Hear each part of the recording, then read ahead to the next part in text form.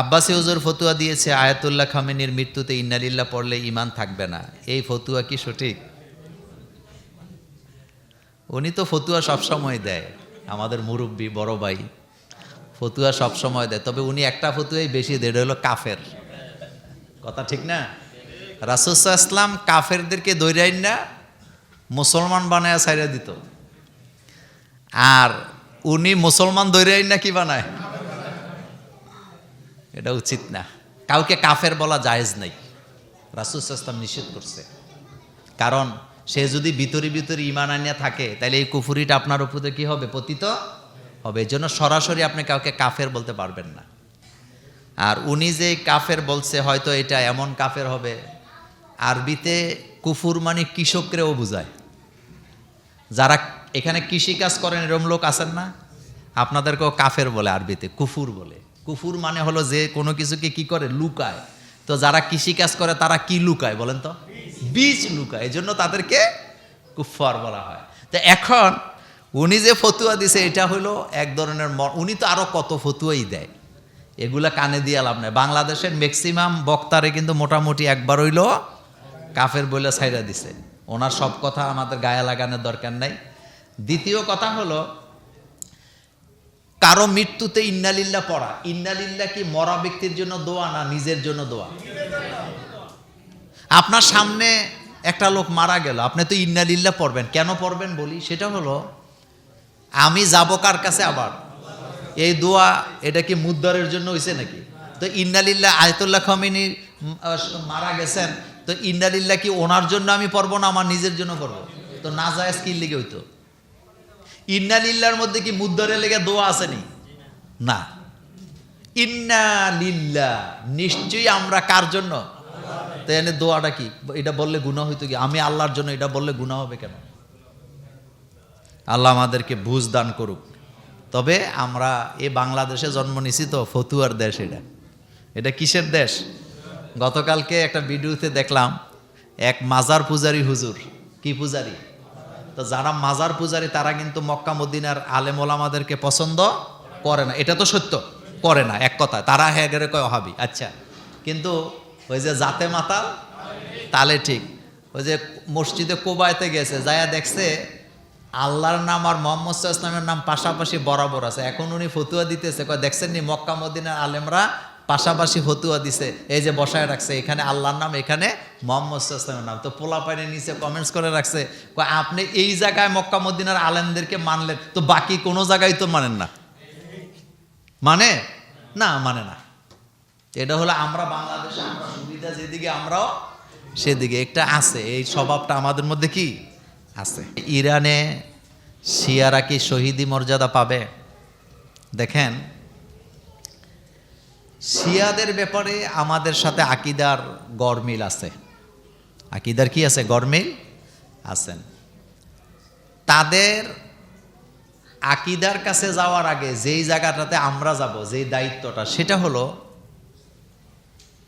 দুইটা লোক, একটা জালেম আর একটা মাজলুম। একটা হলো অত্যাচারী আর একটা হলো অত্যাচারিতা। তা আপনি কি জালেমের পক্ষ নিবেন না মাজলুমের পক্ষ নিবেন? জোরে কইবেন। মাজলুমের। এটাই তো, এই মসজিদের সামনে একটা লোক আরেকটা লোকরে অনার্থক মারতেছে, কিন্তু যাকে মারতেছে সে দুর্বল, যে মারতেছে সে সবল। আপনি কার পক্ষ নিবেন? দুর্বলের। আপনি কার পক্ষ নিবেন? দুর্বলের। এক কথায় বুঝে নেন, মুসলমানের দায়িত্ব হলো সবসময় মাজলুমের পক্ষে থাকবে, জালেমের পক্ষে না। এবার মাজলুম হোক কাফের, হোক মুশরিক, হোক মুসলিম, হোক কাসের, হোক দূরের, মাজলুমের পক্ষ নিবে, কিন্তু জালেমের পক্ষ কখনো নেওয়া যাবে না। একজন মুসলিম আর একজন অমুসলিম, মুসলিম সবল, অমুসলিম দুর্বল।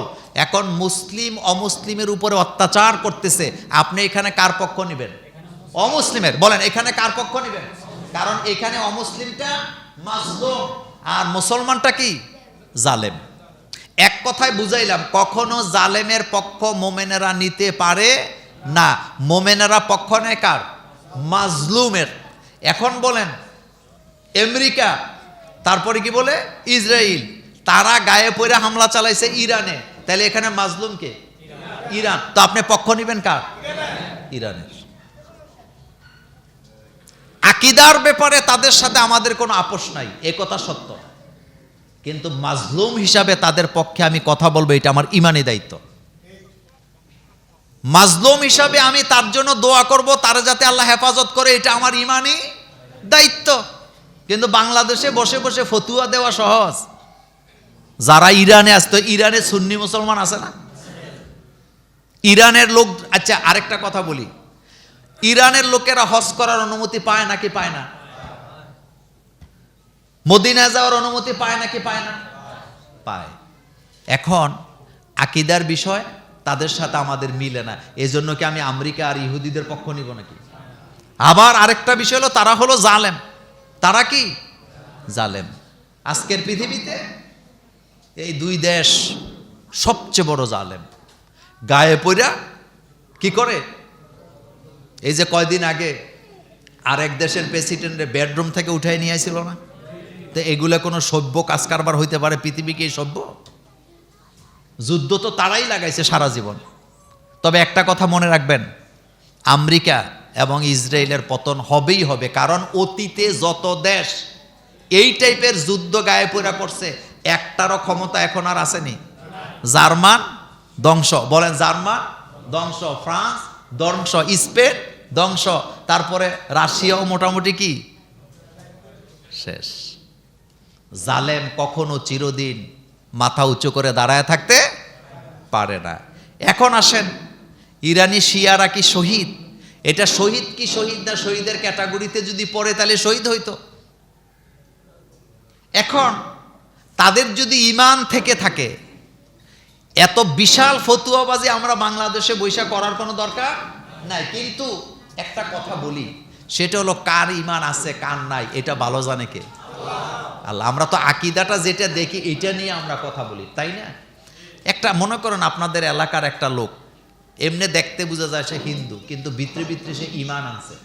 আচ্ছা বলেন তো, এই লোকটা কি ক্ষমা পাবে না? 100% পাবে, 100% পাবে। কোন লোক সে ইহুদির ঘরে জন্ম নিছে, অমুসলিমের ঘরে জন্ম নিছে, কিন্তু ভিতরে ভিতরে সে কি আনছে? ঈমান আনছে, তাইলে সে আল্লাহর কাছে মাপ পাবে নাকি পাবে না? সে মাপ পাবে। সুতরাং কেউ যদি তার নিজের সম্পদ রক্ষা করার জন্য সে যদি মারা যায়, তাইলে সে শহীদ, এই কথা বলেছেন মুহাম্মদুর রাসূলুল্লাহ সাল্লাল্লাহু আলাইহি ওয়াসাল্লাম। সুতরাং আমরা দোয়া করি আল্লাহ যেন তাদেরকে, তাদের ঈমানকে যেন আল্লাহ কবুল করেন, তাদেরকে যেন হেদায়েত দান করেন, এবং আল্লাহ যেন তাদেরকে শহীদি মর্যাদা দান করেন।